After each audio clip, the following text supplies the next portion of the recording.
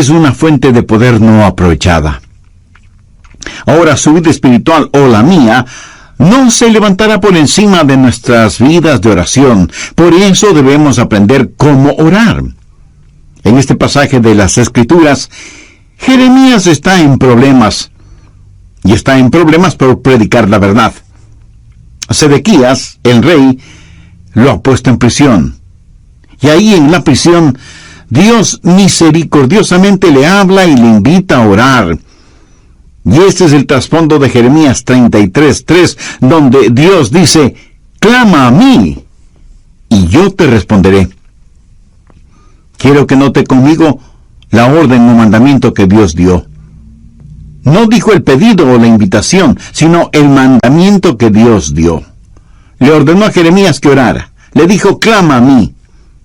Jesús dijo que los hombres deben orar siempre. El apóstol Pablo dijo que debemos orar sin cesar. Este es un mandamiento de Dios Todopoderoso y es quien Dios toma la iniciativa. Dios le dijo a Jeremías: llámame. ¿Alguna vez ha tenido la tarjeta personal de alguien importante con su número telefónico privado y quien se la dio le dijo: llámame? Una vez un presidente de los Estados Unidos hizo eso conmigo. Bueno, me dijo: si puede hacer esto, déjeme saberlo. Esta es mi tarjeta. Llámeme. Y anotó su número telefónico en esa tarjeta. Ese momento no quise que nadie tocara esa tarjeta. Ahora ya no sé ni dónde está. Pero el punto es que si alguien importante le da su tarjeta con el número telefónico personal, eso es un gran privilegio. Y aquí está el Dios Todopoderoso, llegando hasta donde está Jeremías y diciéndole: llámame. Retrocedamos al capítulo 32, verso 17, para ver la clase de persona que hizo esa invitación. Jeremías dice: oh Señor Jehová, he aquí que tú hiciste el cielo y la tierra con tu poder y con tu brazo extendido. No hay nada que sea difícil para ti.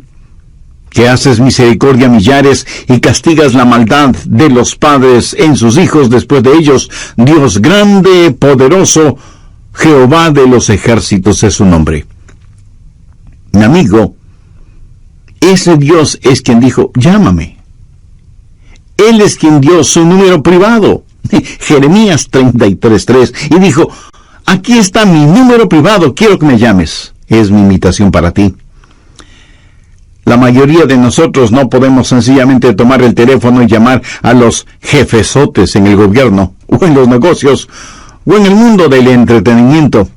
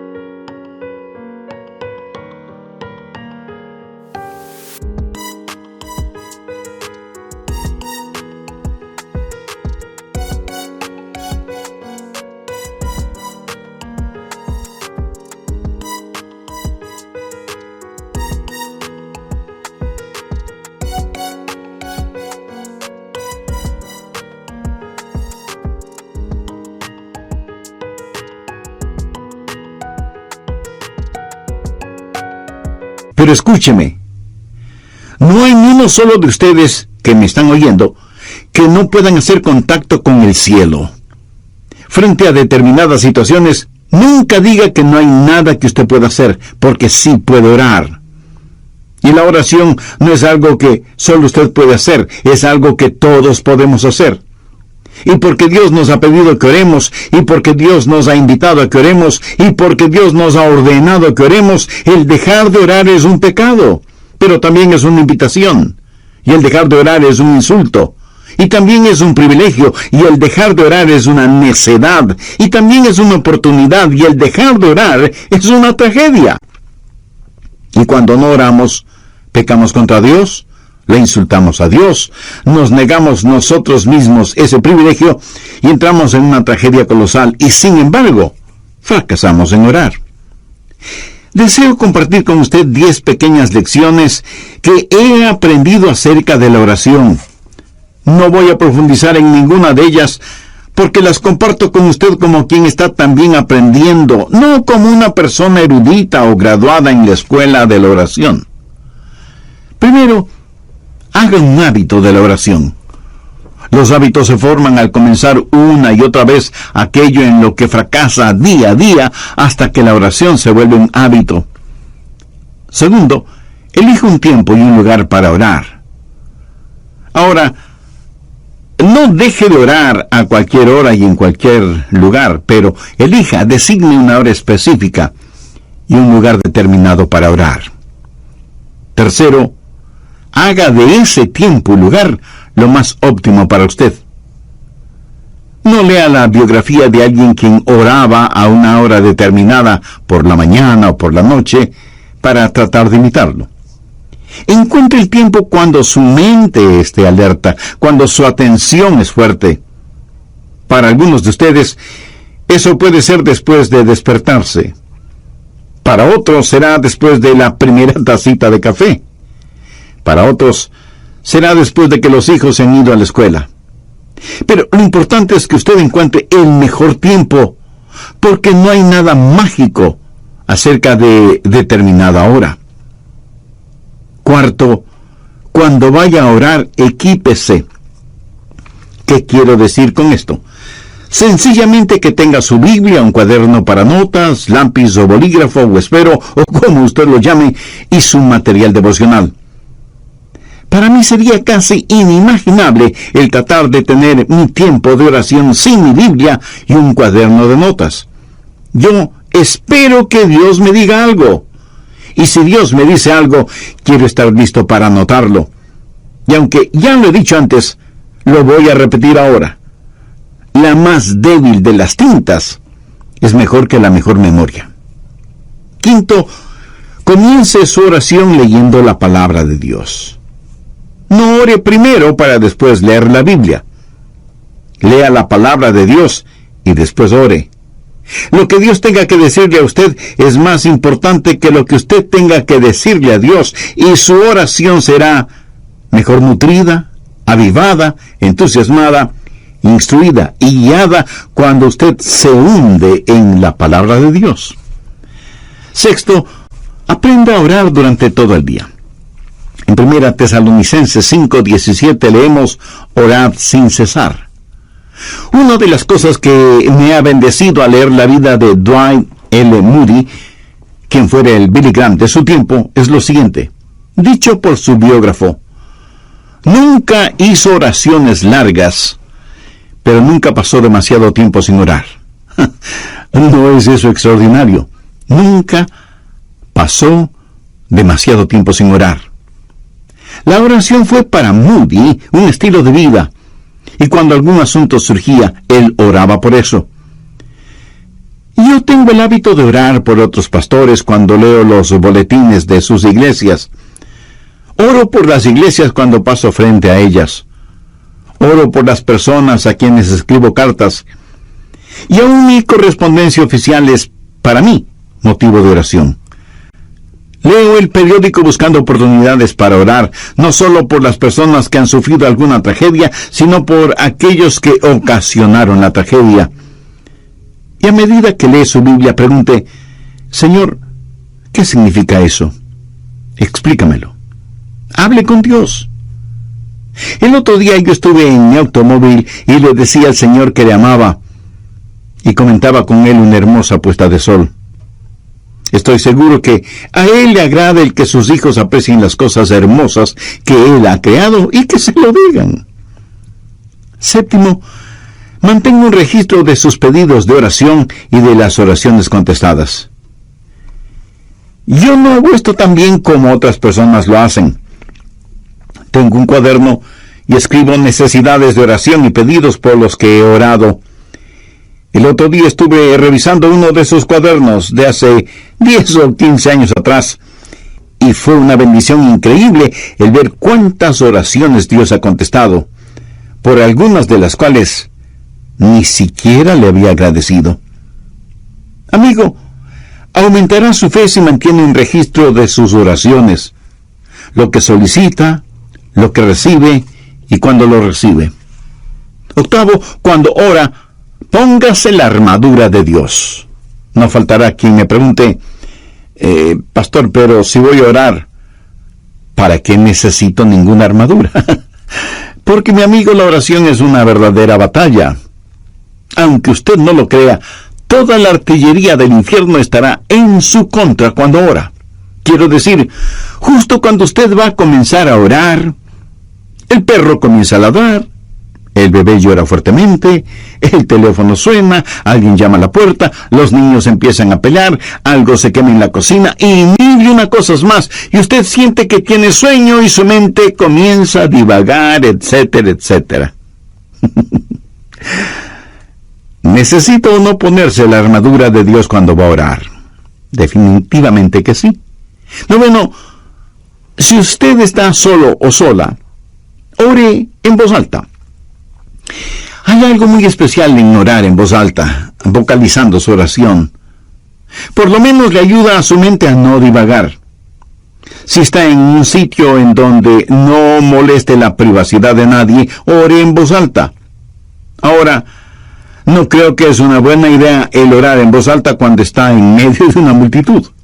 Alguien pudiera pensar que usted ha perdido un tornillo en la cabeza y pudiera terminar en el manicomio. Ahora, si su mente es como la mía, querrá hacer cualquier otra cosa cuando usted comienza a orar. ¿No ha notado cuán difícil es permanecer enfocado cuando empieza a orar? Y es justo cuando comienza a orar que su mente empieza a pensar, bueno, necesito hacer esto y aquello y lo demás allá. Bueno, tengo un secreto que lo leí en alguna parte, lo puse en práctica y da maravillosos resultados, ya se lo diré. Décimo, si la cosa que distrae su atención de la oración es tan importante y está en su mente, ore por eso. ¿Sabe de lo que estoy hablando? Si, por ejemplo, estoy orando por los enfermos y el Señor me dice, Adrián, tienes que preparar un mensaje, dejo de orar por los enfermos y ese mismo instante oro por el mensaje. Hecho eso, puedo concentrarme en aquello que está en mi mente y que es el punto central de mi oración. Evidentemente, eso es lo que está en mi subconsciente y por lo cual quiero orar. En Mateo 21:22, el Señor Jesucristo dijo, y todo lo que pidiereis en oración, creyendo, lo recibiréis. Pero quiero que vea una segunda cosa. He hablado del mandamiento de orar. En Jeremías 33:3, Dios dice, clama a mí. Ahora, con el mandato quiero que note la confianza y la seguridad que viene con esa orden. Clama a mí, y yo te responderé. Ahora, ¿es esa la verdad o no lo es? Es la verdad. El Dios Todopoderoso ha dicho, y yo te responderé. Eso da confianza, seguridad. Y sea que usted lo entienda o no, es la verdad. Dios responde cuando clamamos a Él. Dios contesta nuestras oraciones. Es promesa de Dios que cuando le pedimos en oración, creyendo, Él nos contesta. Suponga que usted envía una carta al presidente de su país, quejándose de alguna cosa. Ahora suponga que el presidente, en verdad, lee su carta. Sí, claro. Menos mal que solo estamos suponiendo. Unos días después de que usted envió su carta, llaman a la puerta de su casa y cuando usted abre la puerta, se encuentra frente a frente con el presidente. Usted se queda sin habla debido a la sorpresa y más aún cuando su presidente le dice, recibí tu carta y vengo a darte una respuesta personalmente. Como esto más bien suena a ciencia ficción, recuerde que solo estamos suponiendo. Ahora deje de suponer. Dios mismo ha dicho, yo soy el que personalmente voy a contestarte. Y cuando Dios nos contesta, Él lo puede hacer de 4 maneras. Primero, su respuesta puede ser específicamente entregada, Usted como yo hemos pedido a Dios cosas específicas y las hemos pedido y las hemos recibido tan instantáneamente, tan milagrosamente, tan realmente, que nadie puede convencernos de que eso no fue una casualidad o una coincidencia. Creo que todos oramos en forma general, pero aquellos que hemos caminado este sendero por largo tiempo, hemos orado y hemos recibido respuesta específica e inmediata. Segundo, a veces la respuesta puede ser estratégicamente demorada. O sea, Dios no siempre contesta en forma inmediata. Eso no significa que no vaya a contestar. Dice la palabra de Dios en Isaías 30:18, por tanto Jehová esperará para tener piedad de vosotros. Y con Dios, el momento apropiado es más importante que el tiempo. Por lo tanto, su respuesta puede ser estratégicamente demorada. Tercero, su respuesta puede ser significativamente diferente. Usted puede pedir a Dios algo y Él le dará algo mucho mejor. El apóstol Pablo en 2 de Corintios capítulo 12 dice que tenía un aguijón en la carne y le había pedido a Dios que lo removiera, que le quitara ese aguijón, pero Dios no lo hizo. Sin embargo, Dios contestó la oración de Pablo no dándole lo que el apóstol le pedía, sino otorgándole algo mucho mejor de lo que había pedido. ¿Qué pudo ser mejor que quitarle el aguijón en la carne? Una sobreabundante gracia. Pablo, escribiendo a los hermanos en Corinto, les dijo: pues que hemos de pedir como conviene, no lo sabemos, pero el Espíritu mismo intercede por nosotros con gemidos indecibles. Cuarto, la respuesta puede ser soberanamente negada. Usted puede pedir algo a Dios y Él le dirá: no voy a contestar tus oraciones, no porque tu corazón esté equivocado, sino porque estás pidiendo por algo equivocado. Y Dios le ama demasiado como para darle algo que puede hacerle daño. Dios le ama de tal manera que este mismo momento está abriendo la oportunidad para que usted, si aún no es un creyente, haga una decisión por Jesucristo ahora mismo. Usted, amigo, pudiera ser un importante ejecutivo. Usted, amiga, pudiera ser una hábil empresaria. No importa quién sea usted o dónde esté. Si no tiene la seguridad de su salvación eterna, no necesita ser un científico para saber que su condenación será eterna, independientemente de lo que usted crea al respecto. En el programa anterior compartí con usted 10 pequeñas lecciones que he aprendido acerca de la oración. Primero, hay que hacer un hábito de la oración. Segundo, hay que elegir un tiempo y un lugar para orar. Tercero, hay que saber optimizar ese tiempo. Cuarto, hay que equiparse para ir a orar. Quinto, hay que leer la palabra de Dios antes de orar. Sexto, hay que saber orar durante todo el día. Séptimo, es bueno mantener un registro de oraciones pedidas y contestadas. Octavo, para orar hay que ponerse la armadura de Dios. Noveno, si usted está solo o sola, ore en voz alta. Y décimo, si lo que le distrae de la oración es importante, ore por eso. También vimos que cuando Dios contesta, lo puede hacer de 4 maneras. Primero, su respuesta puede ser específica e inmediata. Muchos de ustedes, así como yo mismo, a veces hemos recibido respuestas inmediatas a nuestras oraciones. Segundo, su respuesta puede ser estratégicamente demorada. Dios no siempre contesta en forma inmediata. Su respuesta puede demorar, pero siempre será en nuestro beneficio. Para Dios, el momento apropiado es más importante que el tiempo. Tercero, su respuesta puede ser significativamente diferente. Dios le puede dar algo totalmente diferente de lo que usted pidió, pero siempre será algo mucho mejor de lo que fue su pedido. Cuarto, su respuesta puede ser una negativa soberana. Cuando Dios no contesta su petición, no es porque necesariamente haya pecado en su vida, sino porque su petición está equivocada. Y Dios jamás le dará algo que pueda dañarle, no importa con cuánta intensidad se lo pida. Por ejemplo, Una jovencita cristiana puede enamorarse apasionadamente de un joven no creyente, carnal, mundano, pero ella, cegada por lo que cree es amor, le pide a Dios que le dé a ese joven por esposo. No le pide a Dios que el joven se convierta. Dios, para protegerla, le niega su pedido. Ella, de todas maneras, se une a ese joven, y esa es una receta segura para un fracaso matrimonial y espiritual.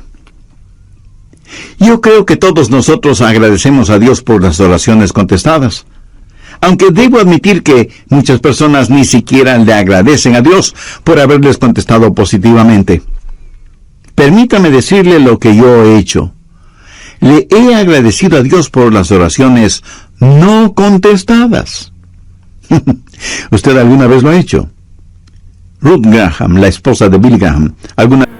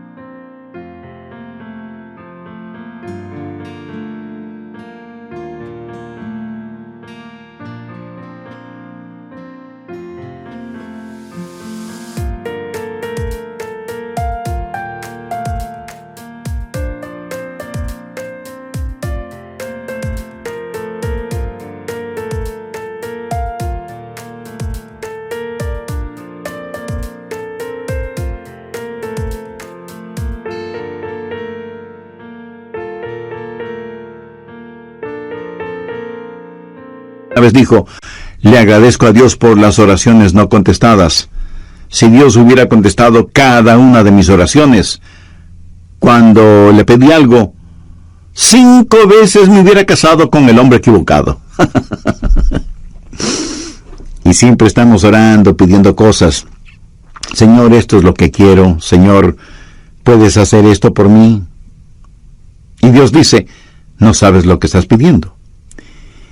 Y pienso en algunos personajes bíblicos que pidieron a Dios que les quitara la vida cuando se vieron frente a dificultades.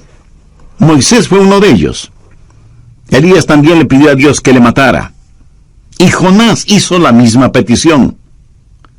Nosotros estaríamos ya hecho polvo si Dios contestara todas nuestras peticiones. Clama a mí y yo te responderé.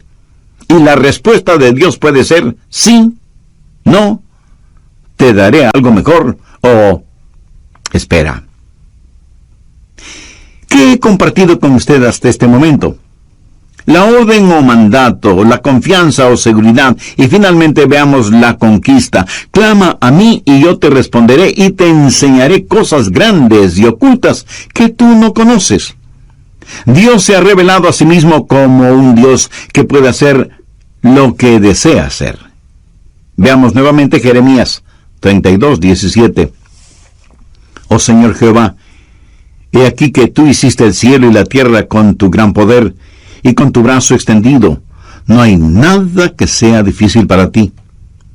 Vamos un poco más adelante hasta el verso 27, en donde Dios presenta sus credenciales, por decirlo de alguna forma.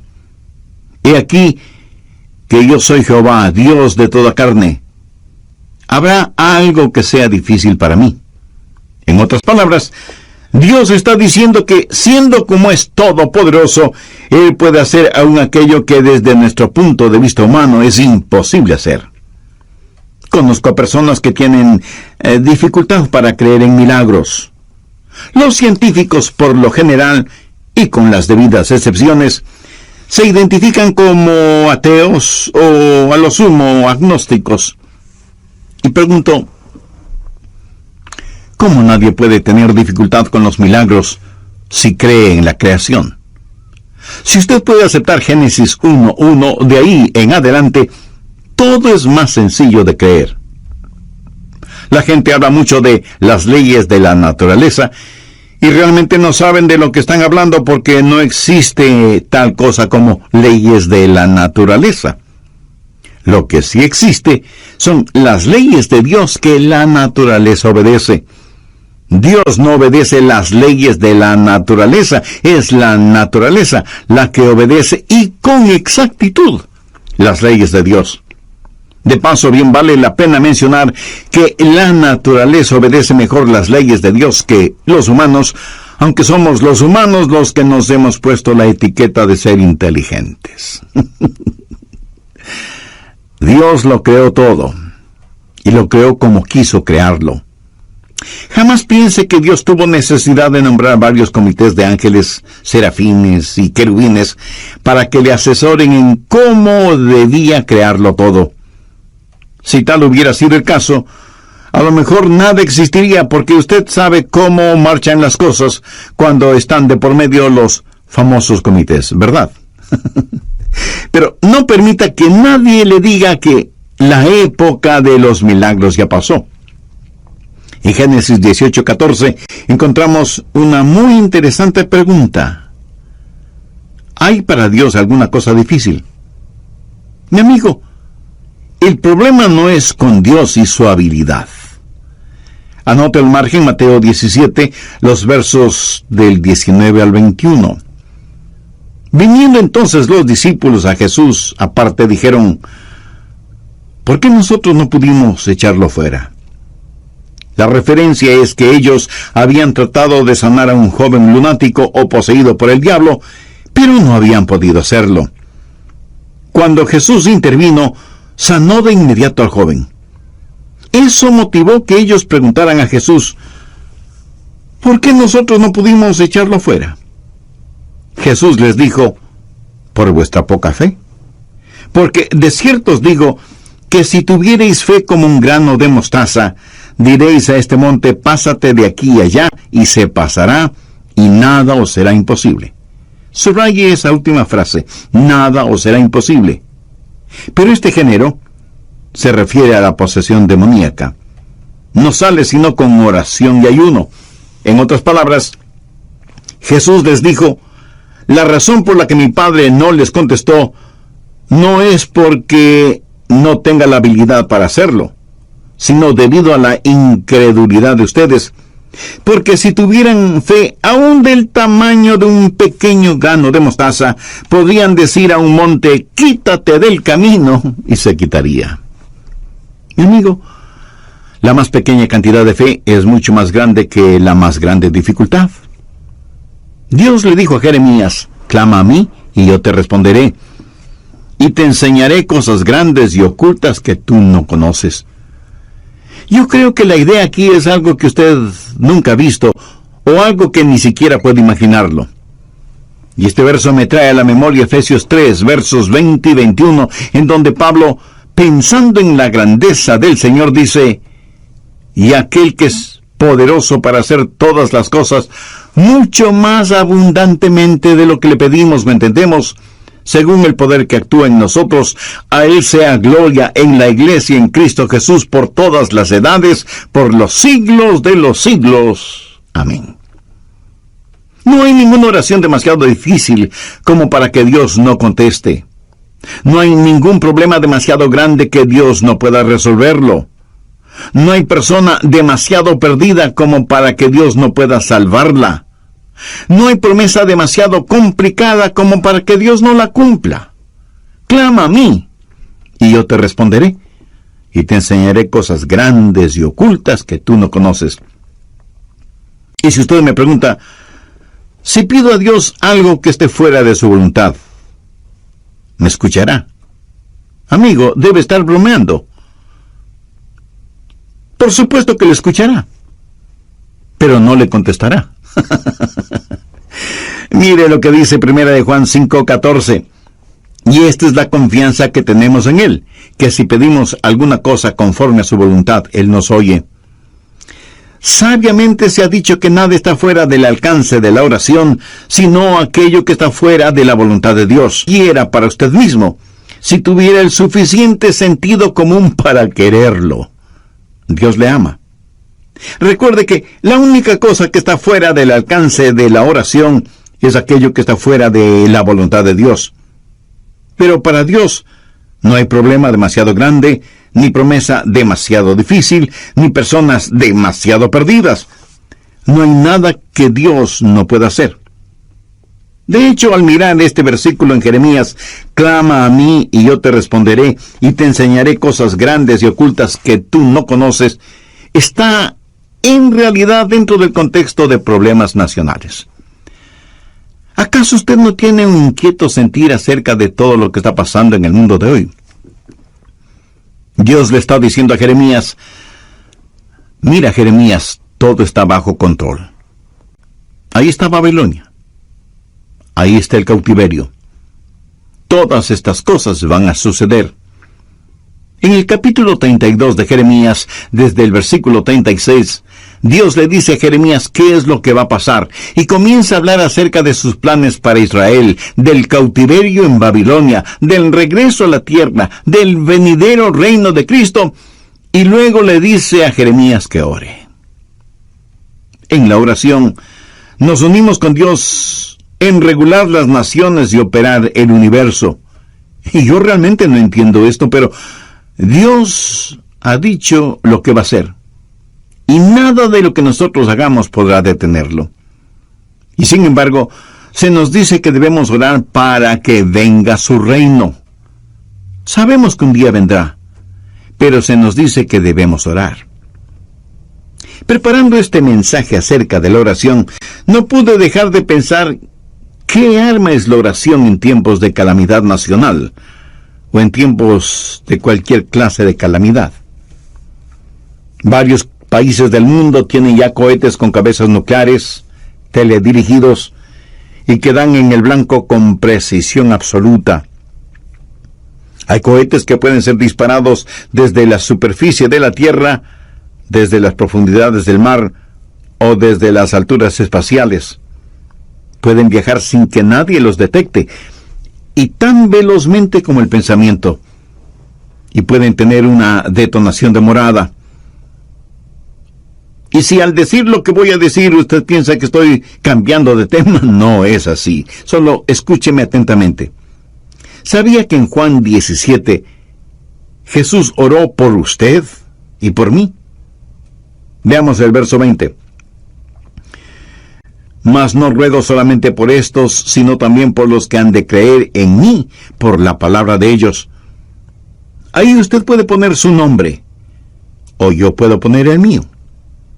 Usted puede comenzar a orar ahora si es que tiene niños pequeños en su hogar, por las personas con quienes se casarán. Haga una oración de detonación retardada, sabiendo que dará en el blanco. ¿Sabe qué es lo mejor de todo esto? Que Satanás no tiene ninguna defensa contra nuestros cohetes espirituales. Tampoco existe un cohete contra la oración. Dios dice, clama a mí en tiempo de problemas, en tiempo de calamidades, y yo te escucharé. Amigo, yo no estoy haciendo esa promesa. Es la promesa de Dios en Jeremías 33:3. Clama a mí y yo te responderé y te enseñaré cosas grandes y ocultas que tú no conoces. Cosas que son mucho más abundantemente de lo que pedimos o entendemos. Mi anhelo es que en su corazón usted pueda decir, Señor, enséñame a orar. No, enséñame cómo orar, sino sencillamente, enséñame a orar. Necesitamos orar. Le agradecería que usted ore por mí, para que mi oración pueda ser más estratégica. No quiero ser un hipócrita acerca de la oración y pedirle que haga algo que yo no lo haga. Profundicemos en nuestra vida de oración y agudicemos nuestro enfoque. Vivimos en días tenebrosos y los hijos de Dios necesitamos orar. La forma de orar es tener la capacidad de decir, Padre, nuestro Padre. Pero Dios no puede ser su Padre, a menos que usted haya nacido en la familia de Dios. Y para eso, la Biblia dice que hay que nacer de nuevo. Cuando usted recibe a Jesucristo como su Salvador y Señor, ese momento Él se vuelve su Salvador, su mediador entre el hombre y Dios el Padre. Cuando lo recibe, usted nace en la familia de Dios y puede orar en el nombre de Jesús. El mismo Señor Jesucristo dijo, si algo pidiereis en mi nombre, lo haré. Pero usted no puede pedir nada en nombre de Jesús hasta que le haya recibido como Señor y Salvador. Si usted todavía no es salvo, puede serlo este mismo momento. Puede tener esa seguridad ahora mismo. Y si entre quienes me están escuchando hay alguien que no conoce a Cristo en forma personal, donde quiera que usted esté, quien quiera que usted sea, Cristo está esperando su invitación para entrar en su corazón y darle vida eterna. La Biblia dice: cree en el Señor Jesucristo y será salvo. Crea que Él es el Hijo de Dios que pagó por sus pecados, derramando su preciosa sangre en la cruz del Calvario. Crea que Dios, el Padre, le levantó con poder de entre los muertos. Crea que Él no solo puede salvarle, sino que quiere salvarle si solo confía en Él. Si este mismo instante usted confía sinceramente en Él y le recibe como su Salvador y Señor, sus pecados le serán perdonados inmediatamente. Cristo morará en usted permanentemente y el cielo será su morada eternamente. Si tiene ese deseo y necesidad espiritual, le invito a orar una sencilla oración. Use sus propias palabras. Converse con Dios y dígale: querido Dios, anhelo que esta oración pueda llegar a ti. En realidad no estoy acostumbrado a orar. Y no sé si lo que te estoy diciendo es orar o no. En todo caso, vengo a ti